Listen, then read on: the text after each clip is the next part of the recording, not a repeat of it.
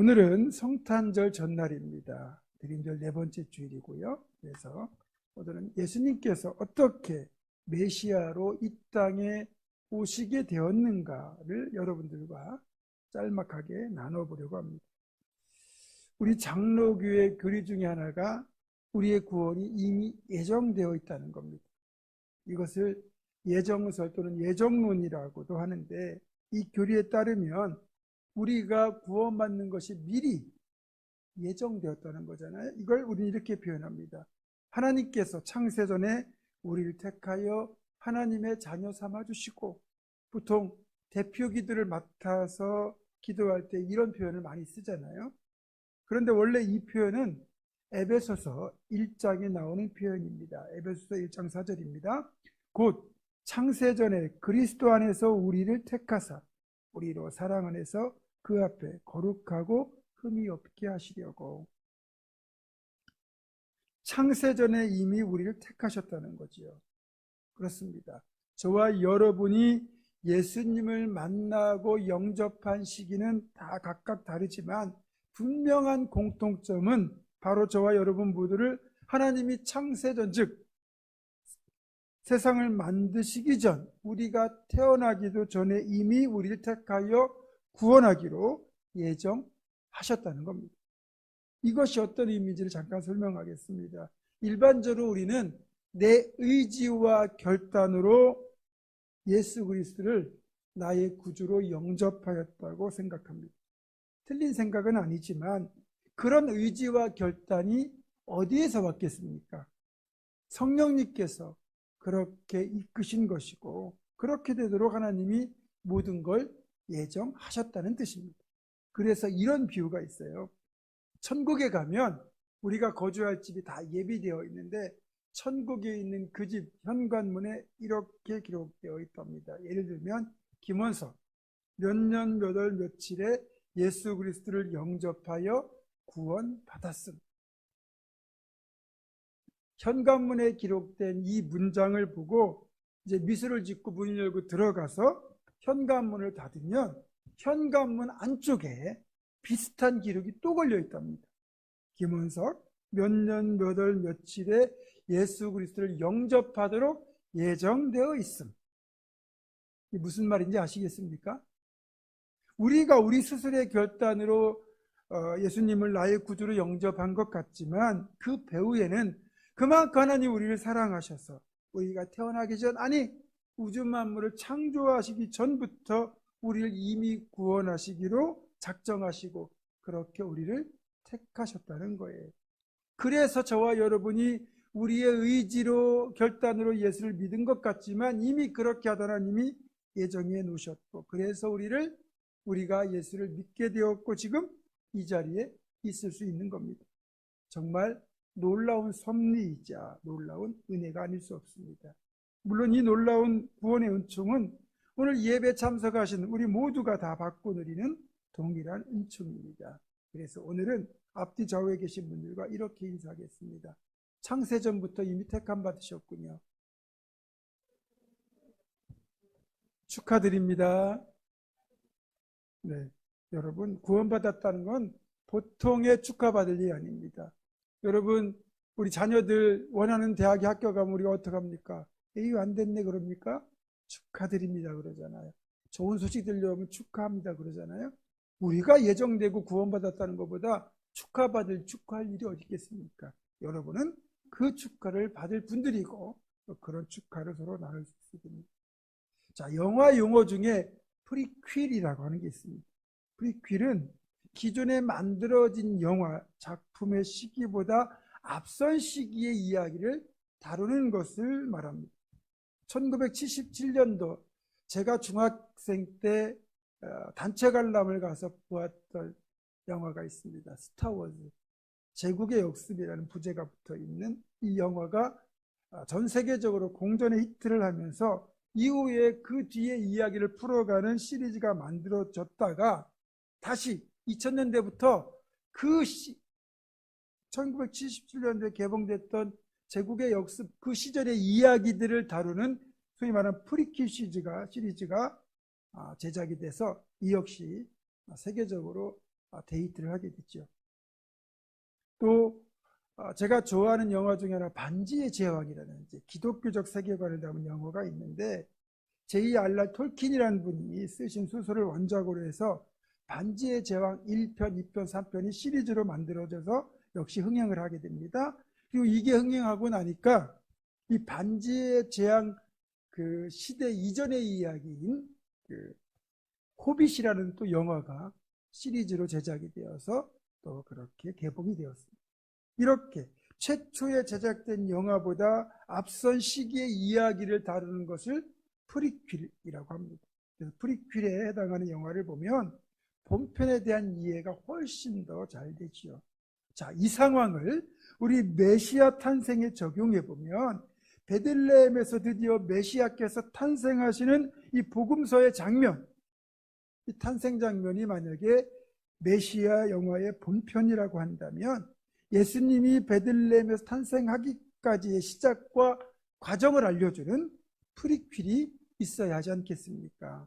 자, 그렇다면 어떻게 해서 메시아가 이 땅에 오게 되었는지, 왜 올 수밖에 없게 되었는지, 또 메시아가 오려면 사전에 성취되어야 할 것들은 무엇인지 그것들을 알려주는 메시아 프리퀄을 굵직굵직한 것만 순서대로 정리해 보겠습니다. 일단 메시아가 왜 오셔야 했는지 그 이유부터 알아야 되겠죠.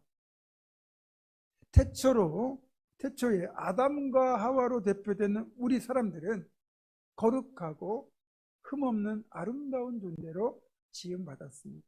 그 태초의 상태, 즉 죄가 들어오기 전까지는 우리 모두는 거룩하고 흠이 없었기 때문에 그 당시 아담과 하와는 언제든지 하나님을 만날 수 있었고 볼 수 있었고 하나님과 함께 할 수 있었습니다. 죄가 없었기에 가능한 겁니다. 그때는 정말 좋았을 거예요. 그런데 그런 아담과 하와에게 딱 한 가지 제약이 있었습니다. 모든 게 허락되었지만 딱 한 가지, 에덴 중앙에 있는 선악을 알게 하는 나무의 열매만큼은 따먹지 말라는 제약이 주어졌어요. 창세기 2장 16절 17절입니다. 여호와 하나님이 그 사람에게 명하여 이르시되 동산 각종 나무의 열매는 네가 임의로 먹되 선악을 알게 하는 나무의 열매는 먹지 말라. 네가 먹는 날에는 반드시 죽으리라 하시니라. 모든 것이 가능하다는 허락이 주어졌지만 딱 한 가지, 선악을 알게 하는 나무의 열매만큼은 먹지 말라는 금지 명령이 주어졌죠. 그리고 그걸 먹는다면 반드시 죽게 될 것이다. 그 경고가 덧붙여졌습니다. 그러니까 아담과 하와가 이 나무의 열매만 따먹지 않으면 죄가 없기 때문에 하나님과 교제하며 영원히 죽지 않고 복되게 살 수 있는 겁니다. 이때까지는 죄와 죽음의 문제를 해결해 줄 메시아가 필요 없습니다. 그런데 그만 끔찍한 일이 벌어지고 말지요. 아담과 하와가 사탄의 유혹에 넘어가서 하나님이 엄히 금하신 선악을 알게 하는 나무의 열매를 그만 따먹고 범죄한 겁니다. 창세기 3장 6절입니다. 여자가 그 나무를 본즉 먹음직도 하고 보암직도 하고 지혜롭게 할 만큼 탐스럽기도 한 나무인지라 여자가 그 열매를 따먹고 자기와 함께 있는 남편에게도 주매 그도 먹은지라. 정말 가장 인류에게 불행한 사건이라고 할 수 있는데 이 불순종으로 인해서 아담과 하와는 돌이킬 수 없는 죄를 지었고 죽음의 저주를 받았습니다. 창세기 3장 19절입니다. 아담에게 이르시되 네가 흙으로 돌아갈 때까지 얼굴에 땀을 흘려야 먹을 것을 먹으리니 네가 그곳에서 취함을 입었습니다. 너는 흙이니 흙으로 돌아갈 것이니라 하시니라. 너는 흙이니 흙으로 돌아갈 것이니라. 이 말은 반드시 죽는다는 말이에요. 이날 이후 범죄한 아담과 하와에게도 죽음이 기다리게 되었고 아담과 하와의 후손으로 태어나는 모든 사람들에게 죄와 죽음의 저주가 유전되게 된 것입니다. 가정이지만 만약에 아담과 하와가 범죄를 저지르기 전에 만약에 자녀를 낳았다면 그 자녀는 죄가 없을 거예요. 하지만 선악과를 받고 죄의 저주를 받은 뒤에 그 이후부터 자녀를 낳았기 때문에 아담의 후손인 모든 사람은 아담으로부터 물려받은 원죄가 있는 거예요. 이건 우리 스스로 해결할 수 없는 문제입니다. 결국 아담 이후의 모든 사람들, 저와 여러분까지 본인의 의지와 무관하게 모두 원죄가 유전되기 때문에 반드시 죽을 수밖에 없는 죽음의 저주를 우리는 가지고 태어나게 되는 겁니다. 이게 에덴에서 벌어진 가장 불행한 사건입니다. 놀라운 건 이렇게 하나님의 명령을 어기고 모든 사람이 원죄의 굴레에 갇히게 되었음에도 에덴의 범죄 직후에 저주보다 먼저 최초의 복음이 선포되었다는 겁니다. 창세기 3장 15절입니다. 내가 너로 여자와 원수가 되게 하고 내 후손도 여자의 후손과 원수가 되게 하리니 여자의 후손은 내 머리를 상하게 할 것이요 너는 그의 발꿈치를 상하게 할 것이니라 하시고, 이 창세기 3장 15절을 신학적으로는 원복음 또는 원시복음 이렇게 표현하는데, 여자의 후손, 즉 예수 그리스도께서 뱀, 사탄의 머리를 상하게 할 것이다. 이 말, 결국 메시아가 되시는 예수께서 사탄의 권세로 상징되는 죽음의 권세를 깨뜨리시고 부활하셔서 모든 믿는 자에게 구원의 길을 열어주실 것이라는 최초의 복음이 에덴의 범죄 직후에 하나님으로부터 선포가 되었다는 겁니다. 그리고 저주와 징계는 그 뒤에 나오죠. 결국 이것들을 보면 징계보다 은총이 훨씬 더 크다는 걸 알 수 있습니다. 그 다음으로 아브라함에게 하셨던 복의 약속 중에도 메시아 복음이 들어있습니다. 창세기 12장 3절 하반절입니다. 여호와께서 아브라함에게 이르시되 너는 복이 될지라 땅의 모든 족속이 너로 말미암아 복을 얻을 것이라 하신지라. 이 복의 약속의 의미는 훗날 아브라함의 후손 중에서 메시아가 오게 될 것이고, 그 메시아로 인하여 땅의 모든 족속이 구원의 복을 받게 될 것이라는 뜻입니다. 예수님은 혈통으로 보면 아브라함의 후손입니다. 그래서 마태복음은 첫 구절 이렇게 시작하죠. 마태복음 1장 1절입니다. 아브라함과 다윗의 자손 예수 그리스도의 계보라. 그리고 우리가 잘 아는 것처럼 이사야 선지자를 비롯한 여러 선지자들을 통해 본격적으로 메시아에 대한 예언들이 선포됩니다. 이런 여러 메시아 예언을 종합해 보면 메시아가 되기 위해서는 반드시 갖춰야 될 여러 가지 조건들이 있는데, 그 중에서 메시아가 탄생하는 부분까지의 예언만 살펴보겠습니다. 첫 번째는 반드시 다윗의 후손이어야 합니다. 이사야 11장 1절과 2절입니다. 이새의 줄기에서 한 싹이 나며 그 뿌리에서 한 가지가 나서 결실할 것이요 그의 위에 여호와의 영 곧 지혜와 총명의 영이요 모약과 재능의 영이요 지식과 여호와를 경외하는 영이 강림하시리니. 여기서 이새의 줄기에 한 싹이 난다, 이 말은 오실 메시아가 이새, 즉 다윗의 아버지잖아요. 그러니까 결국 다윗의 후손으로 온다는 뜻이에요. 그러면 이 예언은 어떻게 성취되었습니까? 이 예언 앞에서 언급한 것처럼 예수께서 아브라함과 다윗의 자손으로 오심으로써 성취가 되었는데, 마태복음 1장 20절을 보면 이렇게 되어 있습니다. 이 일을 생각할 때 주의 사자가 현몽하여 이르되 다윗의 자손 요셉아 네 아내 마리아 데려오기를 무서워하지 말라. 그에게 잉태된 자는 성령으로 되는 것이라. 아멘. 그러니까 결국 아브라함의 후손이고 다윗의 자손인 요셉의 아들로 태어났기 때문에 결국 다윗의 후손이라는 이 예언이 성취가 된 겁니다. 다음으로 메시아의 조건 두 번째는 처녀의 몸을 통해서 태어나야 합니다. 이사야 7장 14절입니다. 그러므로 주께서 친히 징조를 너희에게 주실 것이라. 보라, 처녀가 잉태하여 아들을 낳을 것이요 그의 이름을 임마누엘이라리라. 이 처녀란 말을 우리가 동정녀라고, 아직까지 남자와 잠자리 관계를 한 번도 가지지 않은 사람을 말하는 거잖아요. 그런데 처녀가 애를 낳는다는 거예요. 그러면 이 예언은 어떻게 성취되었을까요? 누가복음 1장 26절 27절 또 31절 34절 35절을 제가 연이어서 계속 읽어드립니다.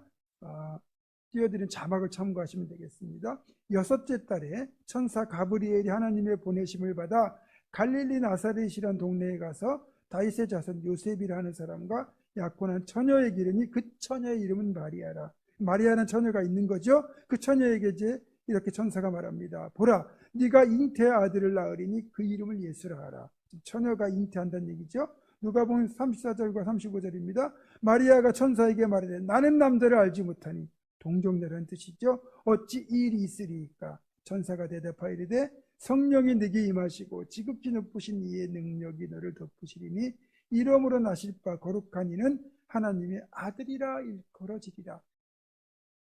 그러니까 정혼한 남편 요셉을 통하여 아들을 낳는 것이 아니고 성령을 통하여 잉태가 되는 초자연적인 역사가 일어날 것이라는 거죠. 자, 사실 마리아는 이미 요셉과 정혼한 상태지만 아직은 결혼식은 올리지 않았어요. 그래서 잠자리를 아직까지 하지 않은 상태입니다. 그런 상태인데 만약에 마리아가 임신을 하고 배가 불러옵니다. 그리고 그것이 성령을 통해서 잉태된 것이라고 말을 하면 여러분 그걸 누가 믿어주겠습니까? 여러분 같으면 그거 믿어주겠습니까? 만약에 요셉이 이 마리아의 고백을 믿어주지 않으면 마리아는 부정을 저지른 음란한 여인이 되어 돌에 맞아 죽을 수도 있습니다. 그게 율법이거든요. 그런데 놀라운 건 자칫 내가 이것 때문에 돌에 맞아 죽을 수 있다는 사실을 알면서도 마리아는 자신의 자궁을 내어드리는 목숨을 건 순종을 한 것이고, 요셉은 천사의 말을 듣고 마리아를 받아들이는 순종을 한 것이고, 그래서 성경에 예언된 대로 처녀의 몸을 통하여 메시아가 태어나게 된 것입니다. 메시아의 조건 세 번째는 반드시 베들레헴에서 탄생해야 된다는 겁니다. 이는 미가 선지자를 통하여 예언된 내용인데요. 미가서 5장 2절입니다. 베들레헴 에브라다야, 너는 유다 족속 중에 작을지라도 이스라엘을 다스릴 자가 네게서 네게로 나올 것이라. 그의 근본은 상고에 영원에 있느니라. 아멘. 일반적으로 왕이 될 인물은, 큰 인물은 그 왕국의 수도나 대도시에서 탄생합니다. 그런데 만왕의 왕, 만주에 주로 오시는 메시아께서 팔레스타인의 촌구석, 시골 마을 베들레헴에서 탄생하여야만 했을까요? 게다가 당시 요셉과 마리아는 갈릴리 인근 나사렛에서 살고 있었습니다. 그러니까 아이가 태어나더라도 나사렛에서 태어나는 게 맞습니다. 그런데 왜 베들레헴일까요? 베들레헴은 위대한 왕 다윗의 고향입니다. 또 요셉은 다윗의 후손이었기 때문에 그 당시, 내일 살펴보겠지만 가이사 아구스도 로마 황제의 명령에 따라서 어쩔 수 없이 고향인 베들레헴으로 포적을 하러 가야만 했고, 그래서 그 모든 것들이 합해져서 결국 메시아 예언의 성취를 위하여 요셉과 마리아가 마지막으로 발걸음을 옮겨야 될 곳이 바로 베들레헴이었던 겁니다. 당시 요셉과 마리아가 거주하던 나사렛에서부터 베들레헴까지는 한 120km 정도 됩니다. 결코 짧은 거리가 아니죠. 그런데 왜 굳이 출산을 코앞에 둔 만삭의 마리아를 도중에 출산할 위험까지 감수하면서 베들레헴까지 데려가야 했을까요? 당시 마리아는 만삭의 몸, 성령으로 인하여 잉태되고 그래서 만삭의 몸이 되었지만 아직 정식으로 요셉과 결혼식을 올리지 못한 상태입니다. 여전히 정혼 상태였다는 거죠. 이런 상황에서 만약 요셉 혼자 호적을 하겠다고 베들레헴에 갔을 때 그 사이에 아이가 태어나면 자칫 마리아는 부정한 행위를 저지른 여인으로 오해받아서 출산 때부터 마리아와 아기 예수의 목숨이 위험에 처할 수 있는 겁니다. 그래서 반드시 남편, 보호자가 있어야 되거든요. 그러다 보니까 요셉은 그런 마리아를 배려하여 먼 거리가 되지만 마리아를 베들레헴까지 데리고 가게 된 겁니다. 이렇게 이사야를 통한 메시아 예언을 기점으로 해서 유대인들은 본격적으로 이제 유대 땅에 태어나실 메시아를 고대하기 시작했습니다. 그러나 이사야의 예언이 있은 그 뒤에 얼마 지나지 않아 결국 북왕국과 남왕국이 다 차례로 멸망을 하고 이 팔레스타인 땅의 지배자만 계속 바뀔 뿐 계속해서 이 팔레스타인 땅, 유대 땅은 식민 지배를 받았기 때문에 이런 식민지 지배 상태에서 자신들을 다윗의 시대로 돌려줄 그런 정치적 메시아에 대한 기대감이 점점 더 고조가 되어가고 있었습니다. 특히 예수님이 탄생하기 직전에는 로마의 지배 속에서 고율의 세금에 시달리고 있었기 때문에 그런 로마의 압제에서 자신들을 해방시켜줄 그런 메시아를 무척이나 기다렸습니다. 그러다가 지금으로부터 2000년 전 드디어 베들레헴에서 아기 예수가 탄생함으로써 하나님의 구원 사역이 시작이 된 것입니다. 그렇게 인간의 몸을 입고 이 땅에 오신 예수님은 30년이라는 길지 않은 삶을 사셨고 그 마지막 3년은 우리를 위하여 온전히 자신의 삶을 내어주시는 공생애를 사셨고 끝내 마지막에는 십자가에서 우리를 위하여 죽으셨고 3일 만에 부활하셨고 그리고 우리에게 구원과 부활의 소망을 주심으로써 메시아 사역을 완수하셨습니다. 이 모든 것이 완성됨으로 인하여 우리가 구원받고 하나님의 자녀가 되고 영생의 축복을 선물로 받게 된 겁니다. 대림절은 이 사실을 깊이 묵상하며 그 은혜에 감사하는 절기입니다. 따라서 우리는 대림절 네 번째 주일을 맞이하여 우리를 죽을 죄에서 건져주시려고 약속대로 이 땅에 메시아를 보내신 하나님의 그 놀라운 사랑과 또 친히 인간의 몸을 입고 아기로 오신 예수 그리스도의 은혜를 가슴 깊이 새기고 이제는 나를 위한 삶이 아니라 주를 위한 삶을 살겠다는 결단이 있어야 한다는 겁니다. 사랑하는 성도 여러분, 오늘 대림절 네 번째 주일 그리고 내일은 바로 성탄절입니다. 오늘 말씀을 통해 깨닫게 하신 이 놀라운 구원의 은총, 이 사실 앞에서 이제 하나님의 사랑과 은혜를 감사하며 주님을 위해 살겠다는 거룩한 결단이 함께하는 우리 모두가 될 수 있기를 주님의 이름으로 축원합니다. 기도하겠습니다.